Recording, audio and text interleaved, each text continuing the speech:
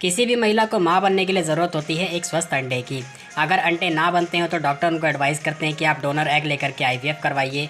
लेकिन बहुत सारी महिलाएं ऐसी हैं जो कि आईवीएफ नहीं करवा सकती, या तो उनके पास बजट नहीं है या फिर वो दिल से चाहती हैं कि वो नेचुरली कंसीव करें। वीडियो में आप लोगों को कुछ ऐसी ज़रूरी जानकारी देने वाला हूँ जिसको जानने के बाद आप नेचुरल तरीके से अपने अंडों को ग्रो कर सकते हैं, तैयार कर सकते हैं और नेचुरली कंसीव कर सकते हैं। आगे बढ़ने से पहले आप लोगों से रिक्वेस्ट है, वीडियो को लाइक कर दें क्योंकि बाद में आप लाइक करना भूल जाते हैं। लाइक करने के साथ साथ इसे ज़्यादा से ज़्यादा शेयर करें फेसबुक पे, व्हाट्सएप पे, ताकि और लोगों को भी जानकारी मिले, फ़ायदा मिले। लाइक करना, शेयर करना बिल्कुल फ्री होता है। तो चलिए शुरू करते हैं। महिलाओं में अंडे ना बनने के बहुत सारे कारण हैं, जैसे कि लो AMH, PCOD, PCOS, insulin resistant, hormones imbalance और इन सबसे बड़ा एक कारण है विटामिन डी। दोस्तों, अगर विटामिन डी हमारे शरीर में कम होता है तो हमारे शरीर में बहुत सारी तरह तरह की परेशानियाँ आनी शुरू हो जाती हैं। महिलाओं की हम यहाँ पे बात कर रहे हैं तो महिलाओं के शरीर में जो सबसे बड़ी परेशानी है वो है इनफर्टिलिटी यानी कि बांझपन। एक रिसर्च में ऐसा देखा गया है कि जिन महिलाओं के शरीर में विटामिन डी पर्याप्त मात्रा में होता है उन महिलाओं की प्रेग्नेंट होने की क्षमता बाकी महिलाओं की तुलना में 55% तक ज़्यादा होती है। सबसे पहले बात करेंगे विटामिन डी के फायदों के बारे में, यानी कि विटामिन डी महिलाओं को माँ बनने के लिए किस तरीके से ज़रूरी है। नंबर 1 है लो AMH। AMH का मतलब है एंटी मुलेरियन हार्मोन, और ये हार्मोन महिलाओं के शरीर में बचे हुए अंडों की संख्या को बताता है। यानी कि किसी महिला के शरीर में अगर लो AMH की समस्या है तो इसका मतलब ये कि उसके अंडे बहुत कम हैं, इस कारण से उसका ओवुलेशन नहीं हो पा रहा है और वो माँ नहीं बन पा रही है। ऐसे में अगर उस महिला के शरीर में विटामिन डी पर्याप्त मात्रा में हो तो AMH बढ़ सकता है और वो आसानी से ओवुलेट कर सकती है और माँ भी बन सकती है। नंबर 2 है PCOD और PCOS। अगर एक सर्वे के अकॉर्डिंग हम देखें तो 10 में से करीब 8 महिलाओं को ये समस्या पाई जाती है। सिर्फ शादीशुदा महिलाएं ही नहीं, कुंवारी लड़कियों में भी ये समस्या पाई जाती है, क्योंकि ये समस्या कुंवारेपन से ही शुरू हो जाती है। ज़्यादा दिक्कत तब आती है जब महिला माँ बनने की कोशिश करती है और उसको प्रेगनेंसी नहीं रुकती है। इस समस्या में महिला की ओवरी में बहुत सारे फॉलिकल्स बन जाते हैं, लेकिन कोई भी एक फॉलिकल पूरी तरीके से तैयार नहीं हो पाता है, जिस कारण से ओवुलेशन नहीं होता है और इसके साथ साथ वही फॉलिकल्स सिस्ट का रूप ले लेते हैं, यानी कि गांठ बन जाते हैं।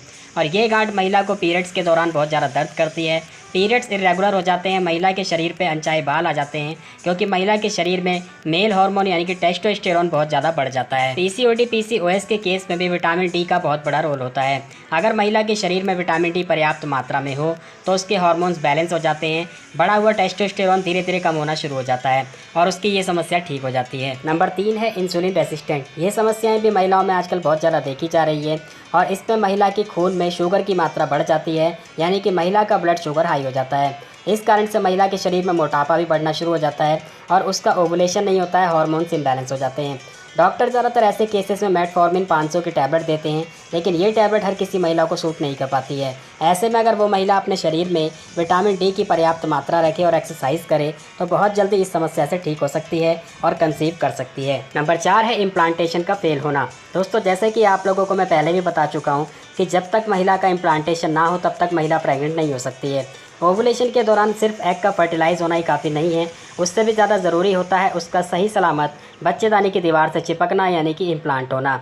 ऐसे में अगर किसी महिला के शरीर में विटामिन डी की कमी होगी तो उसका इम्प्लांटेशन नहीं हो पाएगा, क्योंकि उसकी एंडोमेट्रियम सही तरीके से तैयार नहीं हो पाएगी, और अगर एंडोमेट्रियम सही तरीके से तैयार नहीं होगी तो भ्रूण वहाँ पर नहीं चिपक पाएगा और इम्प्लांटेशन फेल हो जाएगा। कुछ महिलाओं में इम्प्लांटेशन तो हो जाता है, लेकिन कुछ दिनों बाद ही प्रेगनेंसी ख़राब हो जाती है और मिसकैरेज हो जाता है, क्योंकि विटामिन डी की कमी के कारण उनके हार्मोन्स इम्बैलेंस हो जाते हैं और एंडोमेट्रियम सही तरीके से नहीं बन पाती है। नंबर 5 है फीटस बोन ग्रोथ। दोस्तों, जो भ्रूण होता है उसकी हड्डियों का सही तरीके से विकास नहीं हो पाता है, ग्रोथ नहीं हो पाती, क्योंकि महिला के शरीर में विटामिन डी की कमी है। ऐसे में अगर जब उसकी ग्रोथ सही तरीके से नहीं हो पाएगी तो वो जो प्रेगनेंसी है ज़्यादा दिन तक नहीं टिकती है, सक्सेसफुल नहीं हो पाती है और महिला का मिसकैरेज हो जाता है। इसीलिए डॉक्टर महिला को प्रेगनेंसी के दौरान एक अच्छी डाइट लेने की सलाह देते हैं, ताकि महिला के शरीर में विटामिन डी की कमी ना हो। अगर किसी महिला के शरीर में विटामिन डी की कमी नज़र आती है तो महिला को अलग से विटामिन डी का सप्लीमेंट भी दिया जाता है। नंबर 6 है वीक इम्यून सिस्टम, यानी कि इम्यून सिस्टम का कमज़ोर होना।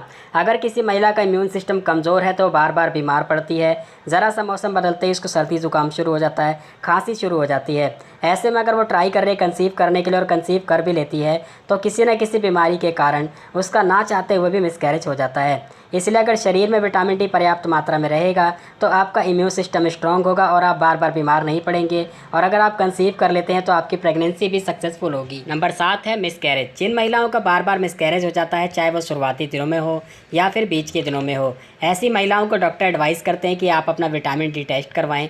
और ज़्यादातर देखा गया है कि विटामिन डी की कमी होने के कारण बार बार मिसकैरेज होने की समस्या होती है।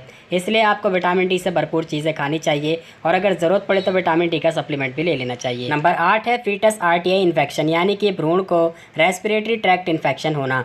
अक्सर क्या होता है कि महिलाओं में विटामिन डी के कारण जब वो प्रेग्नेंट होती है तो प्रेगनेंसी में उनके भ्रूण को आरटीआई इन्फेक्शन हो जाता है, जिस कारण से उसे निमोनिया हो जाता है, सांस लेने में तकलीफ होती है और कई बार मिसकैरेज भी हो जाता है। तो इसलिए सबसे पहले ज़रूरी है कि आप कंसीव करने की कोशिश कर रहे हैं तो अपना विटामिन डी टेस्ट करवाएं या फिर विटामिन डी से भरपूर चीज़ें खाते रहें ताकि आपके शरीर में विटामिन डी की कमी ना हो। नंबर 9 है वीकनेस और टायर्डनेस। जो महिलाएं अक्सर थकान महसूस करती हैं, ज़रा सी मेहनत करते ही उनको थकान हो जाती है, हमेशा कमज़ोरी महसूस करती हैं, उन महिलाओं को भी अपना विटामिन डी का टेस्ट करवाना चाहिए। और विटामिन डी की कमी के कारण अक्सर ऐसा देखा जाता है। ऐसे में चाहे तो विटामिन डी से भरपूर चीज़ों का इस्तेमाल करें और अगर ज़रूरत पड़े तो विटामिन डी का सप्लीमेंट भी ले सकती है। इसके बाद दोस्तों बात करेंगे कि ऐसे कौन से लोग हैं जिनमें ज़्यादातर विटामिन डी की कमी देखी जाती है, और अगर आप इस चीज़ को जान लेते हैं तो आप काफ़ी हद तक अपने आप को विटामिन डी की कमी से बचा सकते हैं। नंबर 1 है डार्क स्किन। ऐसे लोग जिनकी स्किन डार्क है, यानी कि त्वचा सांवली है, ऐसे लोगों में ज़्यादातर विटामिन डी की कमी देखी जाती है।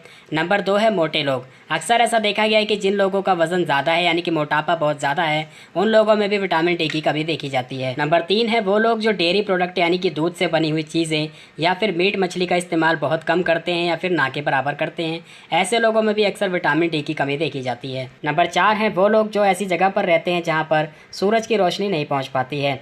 जैसे कि मैंने आपको वीडियो के शुरुआत में ही बताया था कि जब हम धूप में जाते हैं, यानी कि सूरज की रोशनी में जाते हैं, तो हमारे शरीर में मौजूद कोलेस्ट्रॉल से खुद ब खुद विटामिन डी को प्रोड्यूस करना शुरू कर देता है। नंबर 5 पे है वो लोग जो ज़्यादातर घरों में रहते हैं और घर से बाहर नहीं निकलते हैं।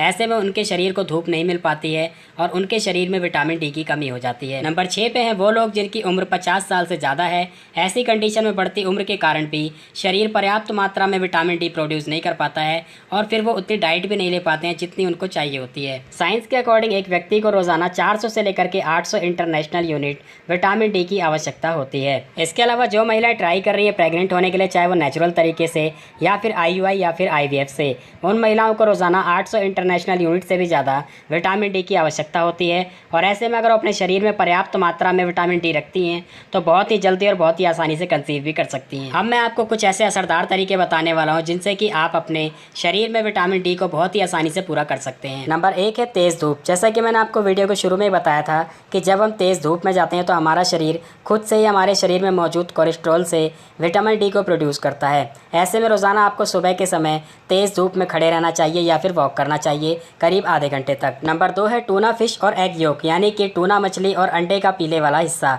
अगर आप मांसाहारी हैं, नॉनवेज खाते हैं, तो आप अपनी डाइट में ये दोनों चीज़ को शामिल कर सकते हैं और इन दोनों ही चीज़ में विटामिन डी भरपूर मात्रा में पाया जाता है। नंबर 3, अगर आप शाकाहारी हैं तो आप अपनी डाइट में बादाम, मशरूम, संतरे, इसके अलावा पनीर, दूध और दही, इन चीज़ों को शामिल कर सकते हैं। इनमें भरपूर मात्रा में विटामिन डी पाया जाता है। इसके अलावा आप अपनी डाइट में देसी घी शामिल कर सकते हैं क्योंकि बॉडी में गुड कोलेस्ट्रॉल की ज़रूरत होती है और जैसे कि मैंने आपको बताया कि हमारा शरीर कोलेस्ट्रॉल से ही विटामिन डी को प्रोड्यूस करता है। नंबर 4 है विटामिन डी का सप्लीमेंट। दोस्तों, आप नेचुरल तरीके से सिर्फ डाइट से ही अपने शरीर की विटामिन डी की ज़रूरत को पूरा नहीं कर सकते हैं। इसके लिए आपको अलग से सप्लीमेंट की भी ज़रूरत पड़ती है और इसके लिए आप विटामिन डी के सैसेट भी ले सकते हैं। ये जो सैसेट है आपको हफ्ते में एक दिन 1 गिलास दूध में डाल करके पीना होता है। इस तरीके से आप इसको लेंगे और आपके विटामिन डी की कमी बहुत तेज़ी से दूर हो जाएगी। तो आज के वीडियो में इतना ही। उम्मीद है आप लोगों को मेरे द्वारा दी गई जानकारी पसंद आई होगी। वीडियो अच्छा लगा तो वीडियो को लाइक करें, ज़्यादा से ज़्यादा शेयर करें और कोई जानकारी चाहते हैं तो कमेंट करें। मिलते हैं अगले वीडियो में। धन्यवाद।